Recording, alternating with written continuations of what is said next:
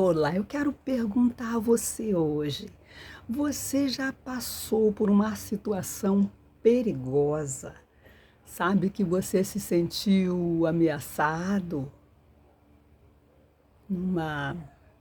Sentiu muito medo, até pavor, né? Já sentiu? Já passou por isso? Eu já passei, eu já passei.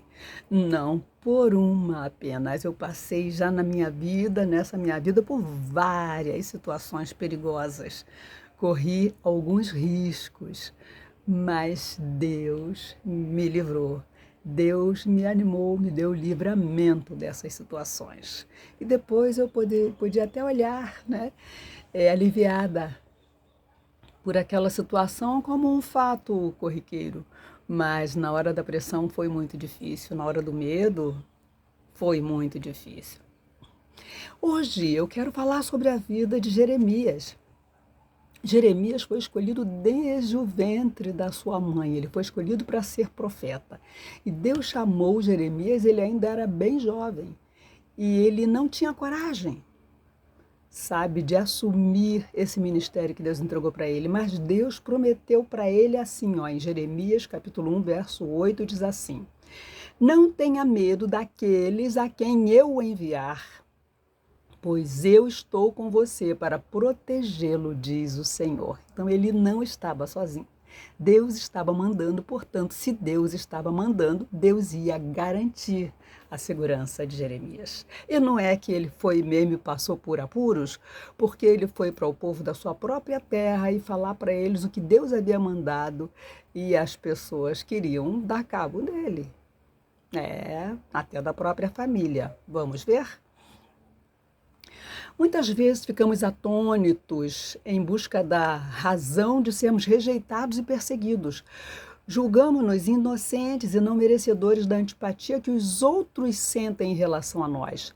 Agora, imaginemos alguém especial escolhido antes mesmo de nascer para a honrada tarefa de anunciar a mensagem divina.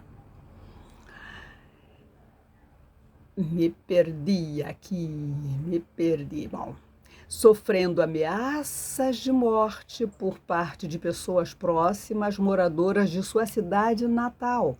Elas deveriam sentir-se honradas pela presença de Jeremias, mas era o contrário que acontecia. Para ilustrar sua situação, o profeta afirma que era como um cordeiro manso levado ao matadouro. Ele queria dizer assim que ele nem sabia o que estavam fazendo com ele. Ele nem sabia que aquilo que estava sendo preparado era para ele. Essa história nos lembra que os cristãos devem estar cientes dos perigos que os cercam. Eles têm de conviver com a oposição de quem não conhece o Senhor ou não deseja ouvir sua mensagem. Como podem agir diante das ameaças? Devem levar sua causa a Deus, como Jeremias. Logo adiante, ficamos sabendo que o profeta era rodeado por pessoas que tinham Deus apenas em seus lábios, mas o coração estava longe dele. E até os seus familiares o perseguiam. Está no livro de Jeremias, capítulo 12, verso 2 e 6. E não é essa a mesma situação que muitos filhos de Deus enfrentam em nossos dias? Mas há um perigo que mesmo quem vive com Deus pode não perceber tão facilmente e ser influenciado a copiar o procedimento dos seus contemporâneos sem Deus. Jeremias afirma em sua oração que o Senhor prova nossa mente.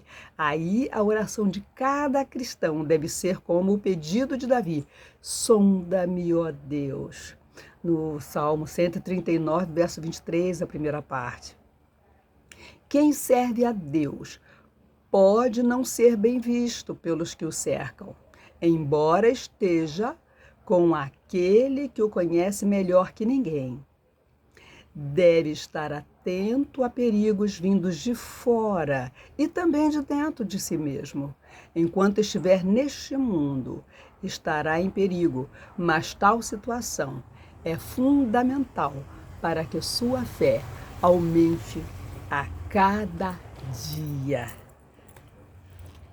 Maravilha essa mensagem, né? Uma mensagem de ânimo para você que de repente pode estar passando por algum aperto, né? Alguma situação difícil. Quem escreveu foi Manuel de Jesus, esse devocional.